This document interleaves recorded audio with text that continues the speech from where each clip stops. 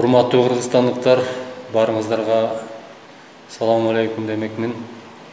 Урматтуу достор, акыркы убакта ушу соц тармактарда жана ушу Instagram, Facebooktарда айтылып аткан жана жазылып аткан комментарияларды окуп алып, мен өзүмдүн оюмду, пикиримди билдиргим келди. Акыркы убактарда билесиздер, шайлоого аз калганда шайлоонун аракети менен шайлоого даярдыктарды көрүү ушул таптан башталды. Баарыбыз эле айтып атабыз, биригели деп, бирок акыркы күндөрдө бирикмек турбай кайра чачыранды болуп, бири-бирлерин эмне деген жаман, эмне деген ушак сөздөр менен жаманаттуу кылып, мен ойлойм да, эгер адам өзүн элге көрсөткүсү келсе, өзүнүн программасын айтып, өзүнүн жакшы жактарын айтып, бирөөнү эч качан жамандап каралбаш керек деп ойлойм. Ар кимдин өзүнүн укугу бар. Бизде Кыргызстанда билесиздер, ар ким өзүнүн конституциялык укугу бар, өзүнүн оюн айтканга, өзүнүн алдыга койгон саясатка аралашам десе алдыга койгон өзүнүн программасын айтканга. Эми эл тараза, эл шайлоодо өзүлөрү билет кимди шайлашты. Анан азыр ушу бири-бири менен саясатчылар эки жаат болуп, бөлүнүп, жарылып, ушу кереги деле жокко дейм да. Анан могу көпчүлүктөр айтып атпайбы, эски саясатчылар болду эми силердики токтоткула, эс алгыла депчи. Бирок чынында эле ошондой 30 жылдан бери ушул көрдүк го, ушул 30 жылдык саясатчыларды көрдүк го. Эми дагы деле ушул кийинки шайлоолордо ушул саясатчылар келип калса, эмне бирдеме өзгөрүп, жакшы жакка өзгөрүп кетет деп ойлойбуз. Андай болбойт эч качан. Булар тамырлашып калган. Булар бири-бири менен ака-жака болуп калган. Бири-бирине эч качан сен коррупционерсиң, сен деген урусуң деп эч качан айта албайт. Анткени булар житте алышып калган, булар дем алышып калган, булар тамактары сиңишип калган дегендей да, мындайча айтканда.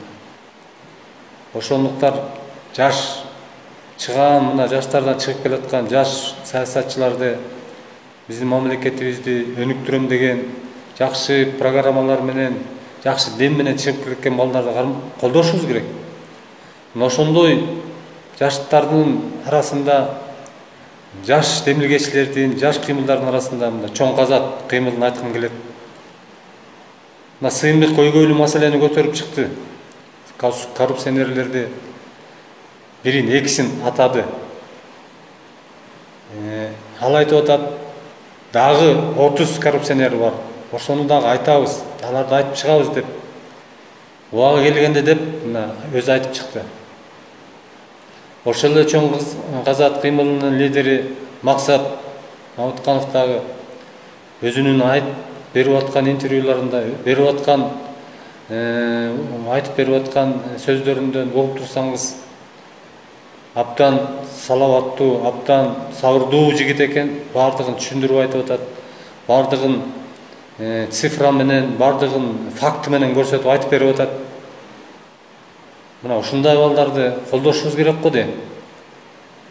Анан интриганын үстүндө жүргөн байгыл интрига. Эми биз чоң саясатчыларды сыйлайбыз, Мадумаровду, мисалы үчүн Текебаевди. Мына бирок булар өзлөрүнүн ресурстарын вычерпали дегендей да. Булар өзлөрүнүн бүттү. Булардын менталитети, булардын ой көз караштарынын баары бул союз кезинде таркап атканда алдым жуттумдардын убагында булар да ошол анча-мынча афераларга аралашып калган адамдар. Булардан мындай жакшы идеяны, жакшы переменди күткөнгө болбойт. Мына Текебаевдин конституциянын атасы дейбиз. Туура жазды. Ушул туруктуу, убактылуу өкмөттүн мүчөсү болуп туруп, кыска убакыттын аралыгында килейген конституцияны жазып туруп, мына Кыргызстанга сунуштаган. эми ал кезде башка айла жок болчу. Ошол конституция менен жашап келатабыз. Бирок жанагы парламентский, президентский мамлекет дегенибиз ушу туура болбой атат. Же биздики парламент эмес, же президентский эмес. Ушул эч ким эчтекеге жооп бербейт. Жоопкерчилик жок. Ошондуктан бизде деген ушундай чыгарда болуп атат да. Ушул деңгээлге келдик. Мойнубузда Кыргыздын мойнунда мына жакында 5 миллиардка жакын доллар болуп баратат. Аны кимдер төлөйт? Мына биздин келечектеги муундар, биздин балдар, неберелерибиз мойнундагы карыздар да булар. Ошону азыркы бийликтер ойлогондон ордуна ар ким өзүнүн эле уш кызыкчылыгы менен чуркап, кызыкчы менен иштеп калышты.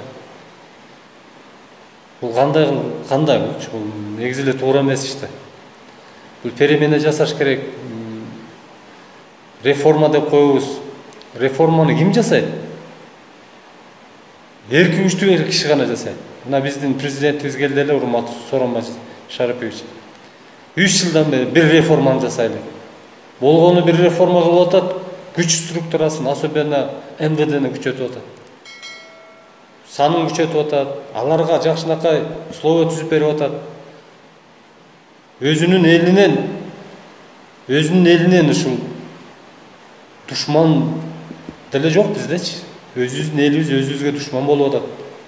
Биздин бийлик элибизге душман болуп атат. Мына Кыргызстанда 3000 солдатыбыз бар экен армияда, а 8000 милиция бар экен сотрудниктер. Бул наоборотунан болуш керек эле да.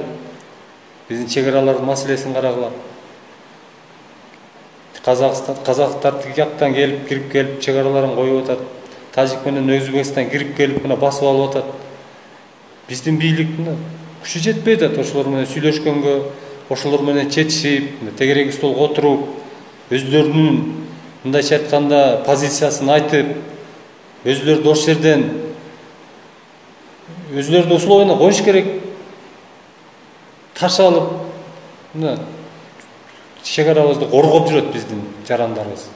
Абышкаларыбыз ошо баткенттиктер. Биздин армиябыздын ордуна ошол абышкалар коргоп атат чек арабызды. Яна ошентип чек арасын коргоп жүргөн адамдарды кээ бирөөсүн барып камап атасыңар. Кандай бул мамлекетпиз? Оңголууга барабызбы?